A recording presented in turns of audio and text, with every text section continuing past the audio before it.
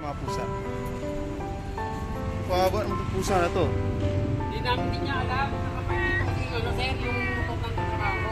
Oo. Yung baba niya, ito pala siya sa ilalim. Kailan kanina lang? Tapon. Buti yun. Hindi siya gano'n puruan, no? Hindi naman. Pero kakain pa yan, boss. Hindi namin ibig. Kakain pa yan. Ano, okay pa naman. Sari lang sa bahay. Okay naman yung ano niya. Okay, pencil. Oo. Okay pa yan. Ano to, nasaktan lang to. Wawa naman, nagkakain to, boss. Hindi naman din sinasadya. Kakain pa yan.